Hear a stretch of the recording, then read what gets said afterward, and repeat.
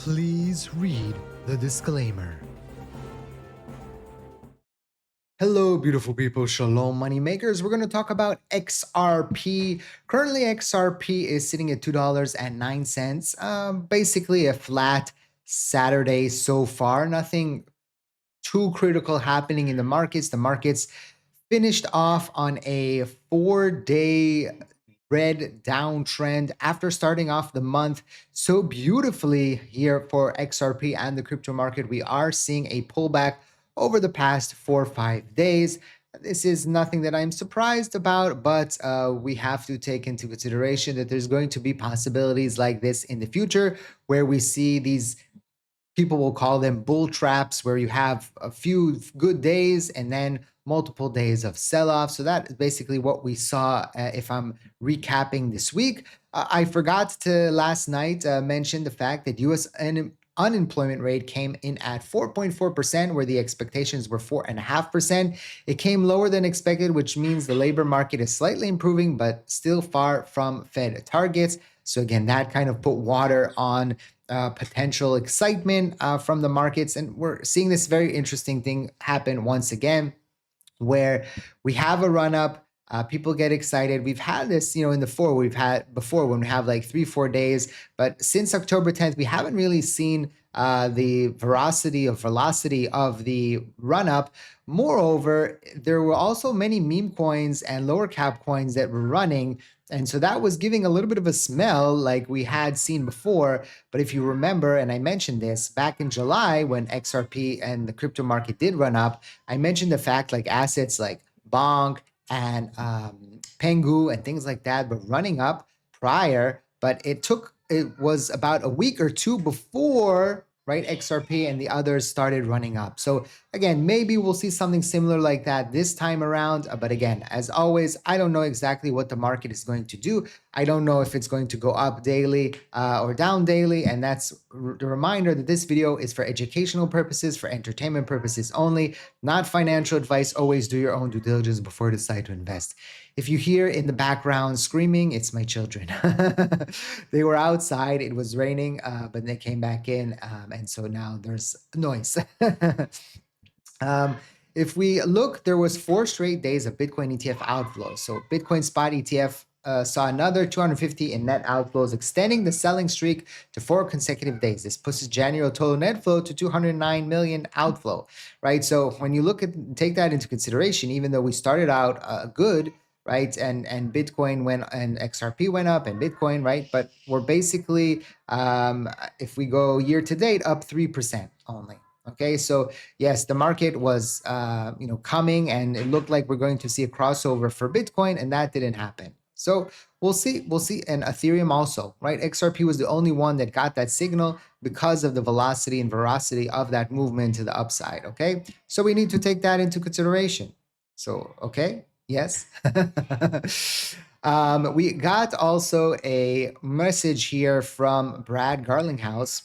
He says, happy belated, sorry, I had some cookies before with like a nuts and it got stuck in my throat. It came out of the teeth, you know when that happens.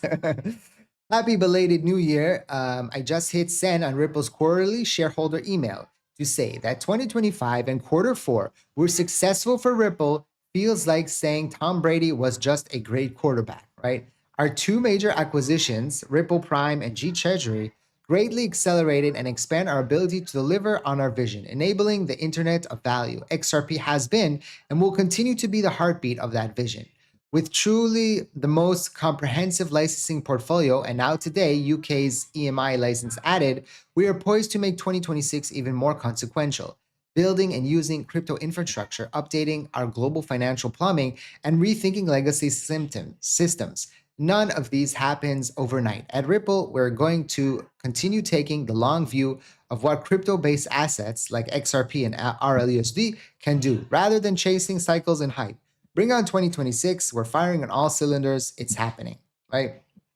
And Reese, the senior executive officer in charge of Middle East and Africa, said it's hard to describe the energy at Ripple right now. 2025 was foundational, but with the acquisitions made, And now the UK EMI license in the mix, 2026 is looking like a total game changer.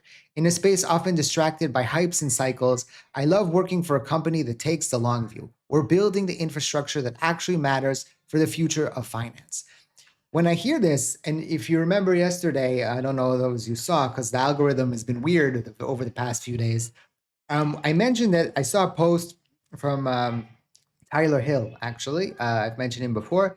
That he mentioned that when the market was going down, there was like almost no offers from these crypto companies that you wanted to give promotions and things like that. And we had like 4 or 5 days of green, and suddenly the offers started coming in fast, and then it started pulling back, and then suddenly the offers stopped. Why do I mention this again? Well, Brad and Reese here are telling us, hey, we don't really care about price action. Price action is something that it doesn't really matter to us, right? He says, I love in space often distracted by hype cycles, right? I love working for a company that takes the long view. Okay, they don't care again if XRP is at $2.09 or at $3 or at $5. They care about building and creating and developing, right? And I'm in the same mindset, right? I'm interested in long-term investments and short-term things and swing trades. That's like the icing on in Hebrew we have a saying "Duvdevan bakatzefet," the cherry in the on the ice cream, right? That's how I feel like the short term things are. So it's very, very important to remember that. And I get it. When things are going up, people get a little bit more hyped. When they come down, people get uninterested. It is what it is. But again, I appreciate you joining me, and we'll see how things happen. But on the flip side, right? I just mentioned that it seems that money is not coming in, but 15 billion raised to back crypto in the U.S. A16Z has secured over 15 billion in fresh capital to invest in crypto and AI in the US. The firm says falling behind in crypto could weaken America's global position. Again, this is something that we'll get to in just a second, President Trump and what he's doing. But this is a main thing for the US government not to fall behind with China in the crypto market, because we know that similar to AI, if China decides to flip the switch on crypto, they could surpass America fast because they have the resources, they have the people, they have the possibilities, and so this is, I'm sure, in the back rooms in the White House and in Washington, they're talking about this, how to win the AI war and how to win the crypto war. I think those are things that are important to them on the docket. And we just got information that President Trump says he's going to cap credit card interest rates at 10% for 1 year.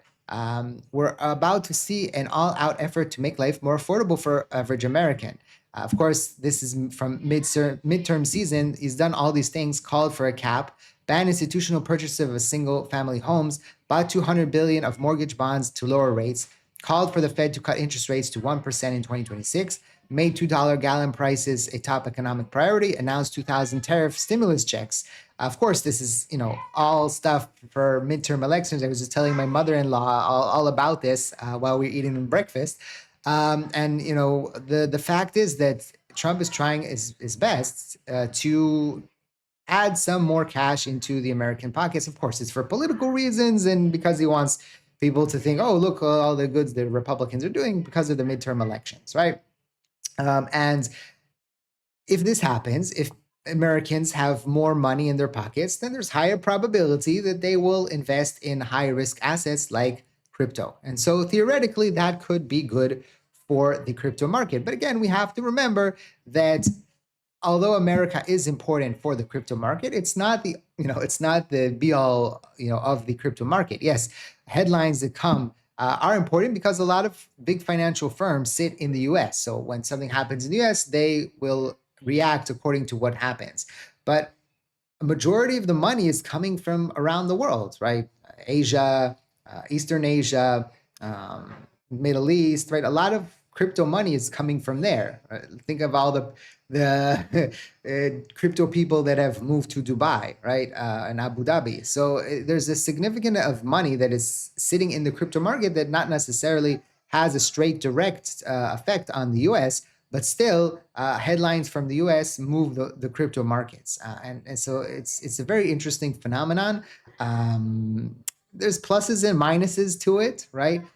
Maybe it puts it in more of a structured movement, but on the flip side, it also creates situations where there's no bad news for crypto, but then crypto sells off because of some headline in the US. No, bad job report. What does that have to do with crypto? It does, right?